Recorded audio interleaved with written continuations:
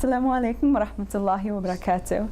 In our fourth and final video of the series Mothers of the Believers, I'd like to remind us of the women we discussed last week, Bilqis Malakat Saba and the Maryam alayhi salam.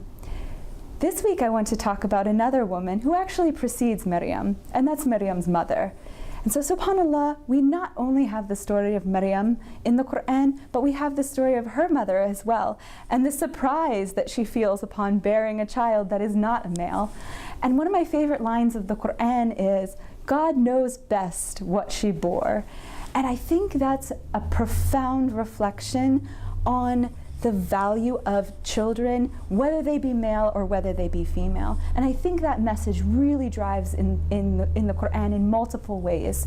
But yet, when I hear stories of the experiences of women, oftentimes I find that in their families, their brothers were favored, or they were expected, they were held to different standards. And so I think my call this week, as we think about the mother of Maryam, is to reflect on our lives. If we're children, maybe we have harmful feelings that we still belabor, that one of our parents had a favorite. Or if we're parents, maybe we need to just make sure that we're treating our children in a fair way and that we're giving both children, male and female, the affection and love that they deserve. Another woman I want to mention this week is a woman who is titled a mother, but is not actually a mother in the biological sense.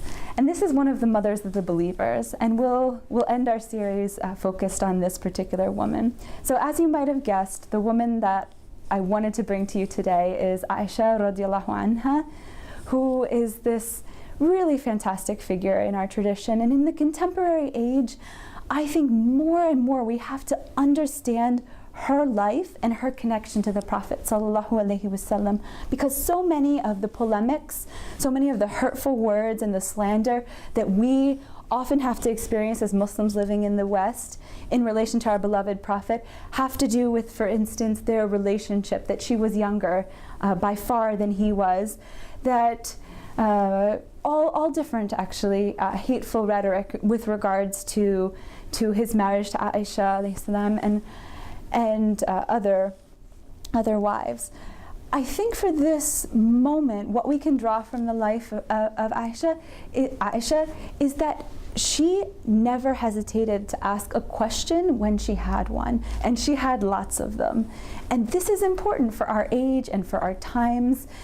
It's not a sign of a lack of faith to ask questions. When we ask questions, when we formulate questions, this is actually a sign that we are striving, that we are doing jihad in the way of our faith by doing a jihad of knowledge.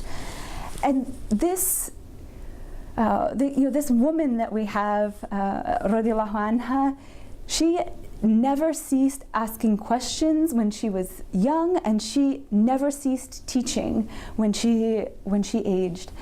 And may Allah subhanahu wa ta'ala grant us the ability to both learn and be able to have the courage to teach, because in this day, in this society, we need all of us. We need to pitch in, we need to be learners, and we need to be teachers at the same moment. We hope you've benefited from this series brought to you by the Boston Islamic Seminary. I hope that you register for courses, come learn with us, whether you're young or old, whether you're male or female, whether you're new to Islam or whether you've grown up in the Muslim faith. Our courses try to tailor to the needs of our communities, and we want to relate the knowledge of the Quran, the knowledge of the prophetic hadith to the contemporary context, as we've tried to do in this series. So thank you so much for listening. Assalamu alaikum wa rahmatullahi wa barakatuh.